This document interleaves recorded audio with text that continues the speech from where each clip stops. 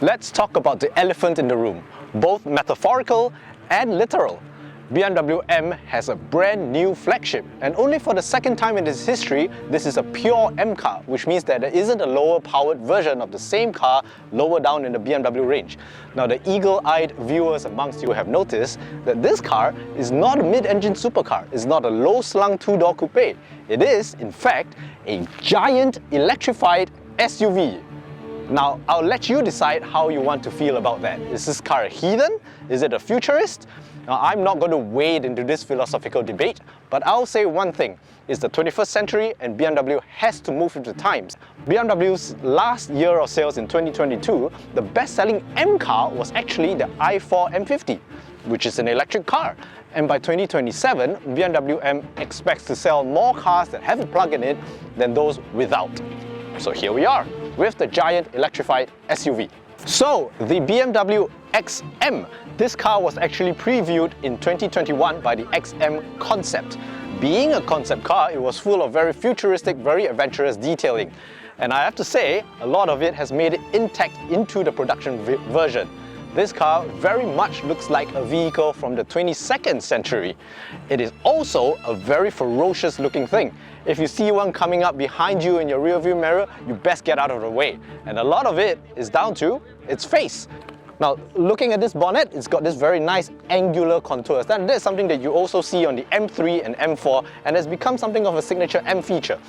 Beneath that, you see BMW's kidney grills. The good news here, however, is that these kidney grills are horizontally oriented, like they are in the 8 Series, and not vertically oriented, like they are in the 4 Series. So I think it is very handsome indeed. On top of that, there is a unique feature. Around the kidney grills is a strip of light. BMW calls this contour lighting, and when they light up at night, they give the car a very distinctive visual signature. Now, unfortunately, Singaporean authorities have yet to approve them for use on the public road, so we don't know if you can turn them on, but we'll cross that bridge when we get to it. Moving a little bit to the side, you will notice BMW's new design language of the headlights, which is that of the split headlights. We first saw this on the X7 facelift, we saw it on the 7 Series, and now it's made it on the XM. We're not sure if it will percolate down the range, but it is something that gives the car a very unique look from the front. Now, going down to the side of the car, you will notice a very slab-sided side profile. It's very clean, very smooth. It's something that we already observed on the 2 Series Active Tourer and the X1, and it continues in the same vein on BMW's new M flagship model. Interestingly, it uses these rod-like door handles instead of the flat ones that you see. Not quite sure why they did that, but it has allowed them to put this little strip, this little colored accent on the side, which is very good looking indeed. Now, the most prominent feature from the side profile is this strip of color that you see bracketing the side windows. Now, this has two effects. First, it lowers the car's side profile and it gives it a bit more of a thrusting disposition, and it makes the car look even more handsome. Now, you can spec this in any color you want, including the golden color that you see on the XM Concept. Now, that's something to think about when you're ticking boxes on your 900 Singapore $1,000 order form. Yep, you did not hear me wrong. This is a $900,000 BMW. Before COE. That's a huge number, and I'll let you deal with that ginormous number in your head on your own time. Now, going to the rear of the car, we have 3 strips of lighting over here which mimic the M logo. That's a pretty nice touch. And at the rear of the car, vertically oriented tailpipes, which remind us that at the very center of this electrified beast still beats the heart of an internally combusted Tyrannosaurus Rex. So $900,000 isn't the only very large number I've got for you. This powertrain over here generates very huge numerals as well. 653 combined horsepower from a 489 horsepower V8 mated to 197 horsepower electric motors. Now, some of you might be going, 489 plus 197, that doesn't add up to 653. But because each powertrain produces its peak power at different points in its operating range, the numbers don't add up perfectly. But 653 is still a lot, but it is not as much as the next number I'm going to give you, 800 Newton meters of torque. Some say that's enough to reverse the Earth's rotation around its axis. True story. More important than that number, however, is the 450 Newton meters of torque that is delivered instantly when you put your foot down on the accelerator. And that's exactly why we're here. That's the beauty of an electrified powertrain. Instant torque. It fills in the holes of an internally combusted engine and it gives you instantaneous response. That's the theory anyway. So let's find out. On to the driving impressions. So welcome to the inside of the BMW XM. As you can see here, there's quite a lot going on. So ever since the E60 M5 introduced the world to the wonders of multiple powertrain and chassis settings, the trend for complication has only gotten worse. But fortunately, we've got two M buttons here that you can configure to your heart's content. The first one gives you sort of, I've had it set up to give me sort of an intermediate setting, and the second one over here is set up for maximum attack. And when I push it, you can hear the V8 fire up.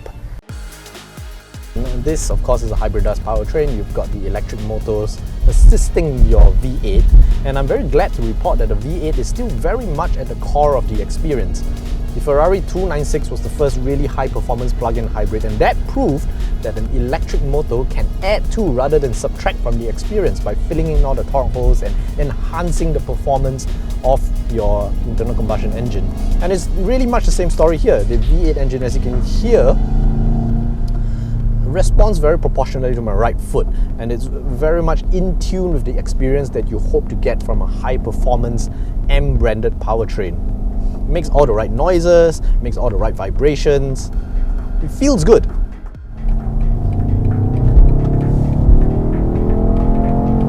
So we're on some really nice twisted serpentine Arizona desert roads, and this 2.7-ton behemoth is taking it all in its stride. Now, of course, the more important question is how it feels while doing all this impressive physics-defying stunts.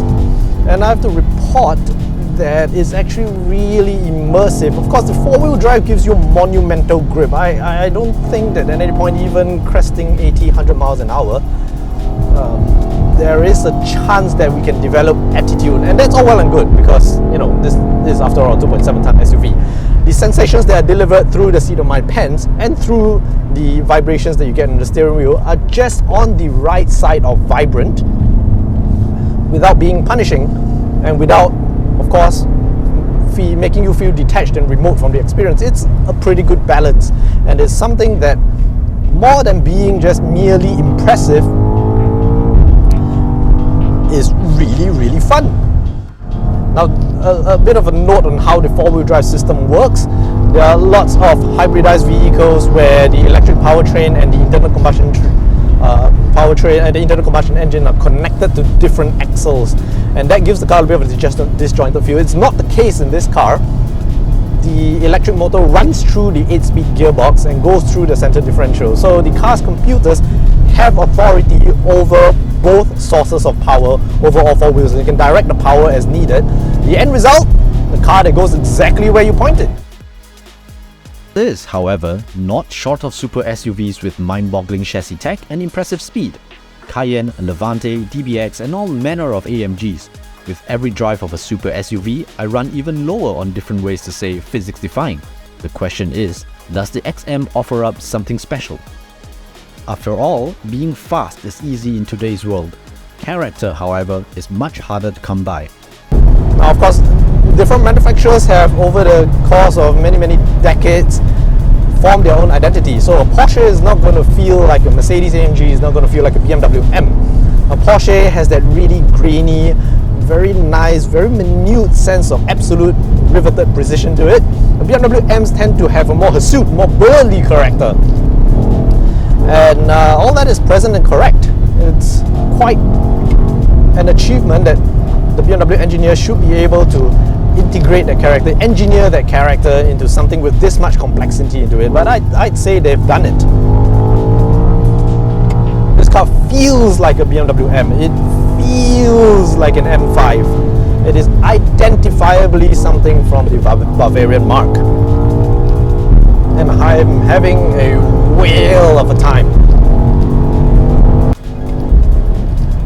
Of course, earlier, while my colleague was driving, I had an opportunity to ride in the back, and it's really spacious. It's got that thing where the seats are a little bit recessed further beyond the C-pillar, so you can rest your shoulders on it, engendering a really nice impression of luxury chauffeured motoring.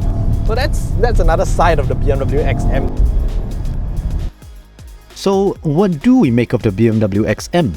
This is a strikingly difficult car to wrap one's mind around or to explain. And perhaps that is exactly the point. Two things are for sure: it is ridiculously fast and implausibly entertaining. Most importantly, it has one heck of an arrogant swagger. If I were one of those special people, a mover and shaker of the world, like mogul, captain of industry, high-powered politician, opinion-shaping celebrity, I'd absolutely get one to eat my rivals with, blow them out of the way, inhale the slowpokes through my giant grills. The BMW XM has got attitude. It is powerful, iconoclastic, and so very badass.